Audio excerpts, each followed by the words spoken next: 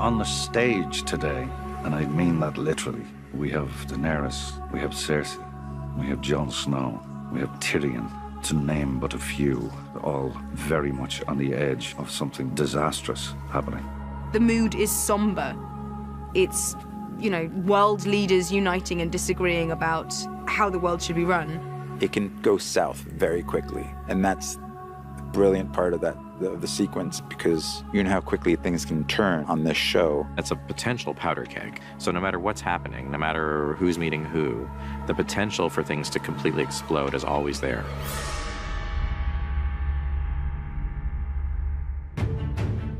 The Dragon Pit is probably one of the most essential sequences in all of Game of Thrones. Tyrion and his posse, they know they're entering a dangerous place, and they know they're taking a risk coming here.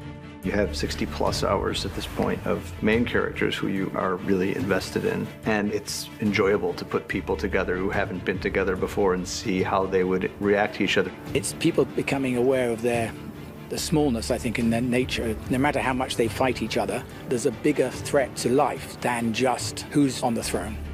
You can say to anyone, you know, this disease is coming, but until you can show them evidence, they won't get past their own smaller problems to fight the big problem. These things build over time, you know. It takes 70 hours to get to this point. It takes 70 hours for the story to allow this scene to happen. There's a momentum that's up now which doesn't stop.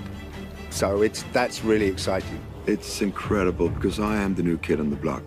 And I've seen these guys for 6 seasons now. And then all of a sudden being part of the scene, I think this is going to be one of the scenes of this season.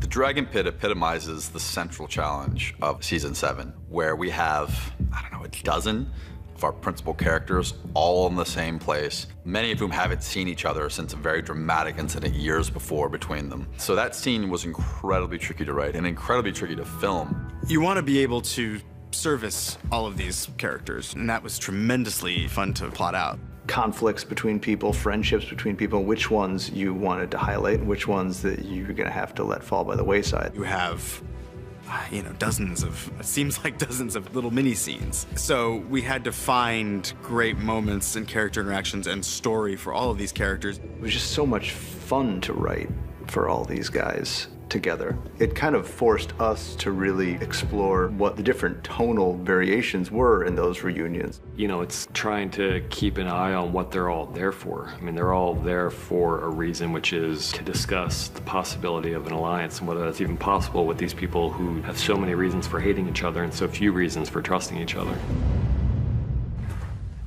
Welcome, my lords. For Pod to see Tyrion, I mean, that guy was the most important person in the world to him. He was the only person who'd given him a chance. I'm glad you're alive. There's something very sweet in it. And amongst all the big stuff, the small stuff still happens as well, and that's what adds to the texture of the show. I think that stuff's never forgotten about. What's in there?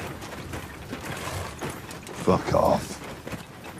There's a really wonderful moment where Brienne spies the Hound, and she realizes that she has to sort of apologize, maybe for nearly killing him, maybe.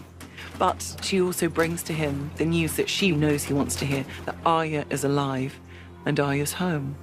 Oh, that was a relief. Yeah, of course. And a concern, is she all right? Who's protecting her if you're here?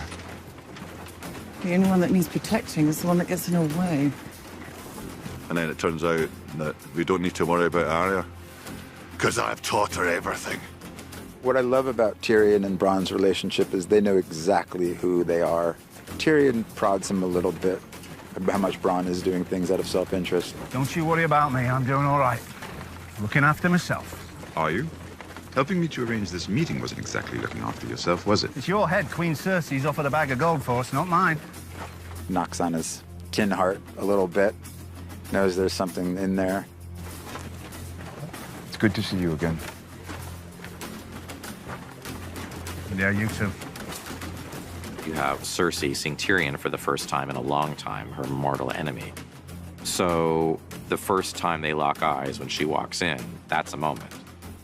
It's really awkward. It's like I know family reunions for everyone are very awkward, but let's just say the Lannisters are a complicated bunch. She's held him responsible for the death of her mother and the death of Joffrey and her father. You know, she can't really take responsibility or deal with her own grief. She has to just blame everybody else, and that's part of her pain too. Lena gives me a look that I never want to see ever again.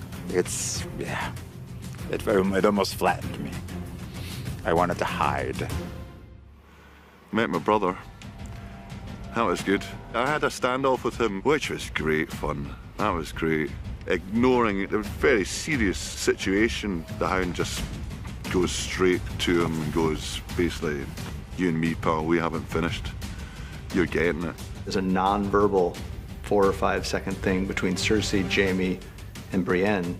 That's not even a line of dialogue. It's just a little mini scene built out of looks. It's sort of like one of the worst things that happens to you at school. I think it's Brienne's idea of absolute abject hell. Fighting the Hound wasn't abject hell, but a moment of having to deal with Jaime and Cersei is the most excruciating thing that could possibly happen to Brienne. She arrives with the Mountain and Jaime and like you say, the Kingsguard, and she's, you know, pretty fierce. And then she realizes that Dany isn't here, and that pisses her off, obviously. And then, of course, Dany arrives on Dragon. You know, I take Fashionably Late to brand new heights.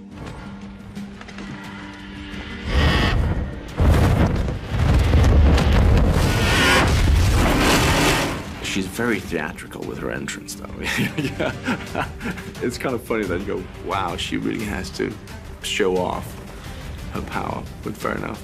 And she tries desperately to not be impressed by that arrival, and everyone else, obviously, as you would, is standing up in awe of this. And then, you know, in walks this young beauty of a queen, and she's immediately beyond frustrated on many levels. We've been here for some time. My apologies. And then all she gets from Dany is apologies, you know, and that then drives her in the scene. She can't bear it. We have something to show you.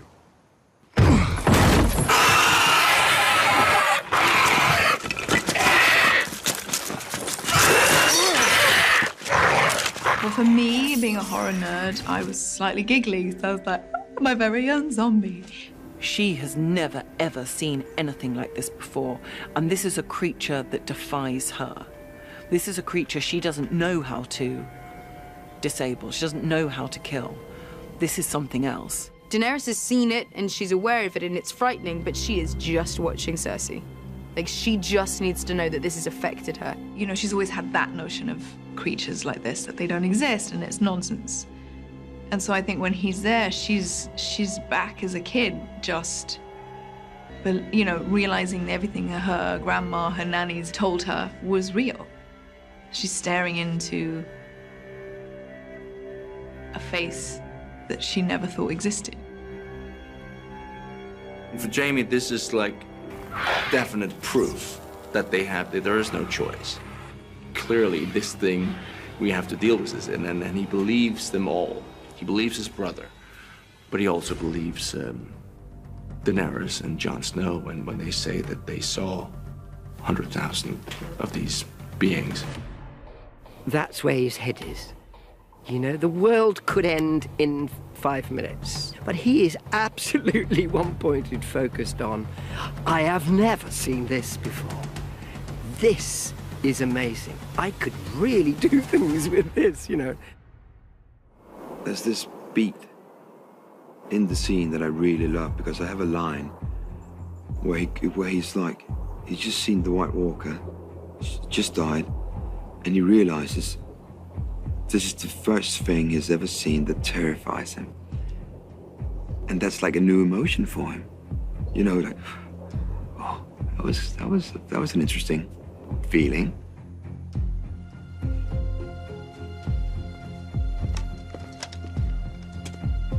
I'm going back to my island. You should go back to yours. When winter's over, we'll be the only ones left alive. And then it all rests. Her dragon's death, everything rests on Jon Snow just lying. The Crown accepts your truce.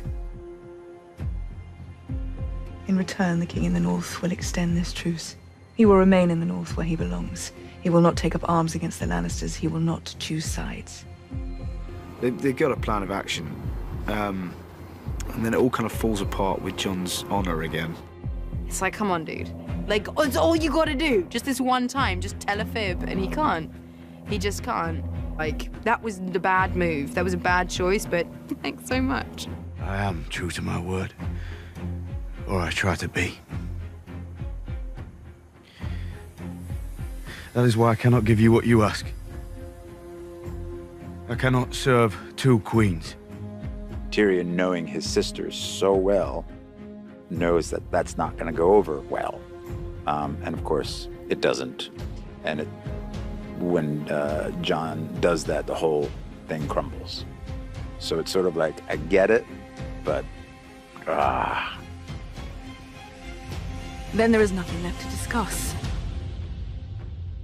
It is so much fun with all of us all together. Having been isolated for so long and then suddenly, boom, I'm working with everybody. It was quite kind of event for me. I loved it. It's lovely. It's all of us being together. So we're all kind of,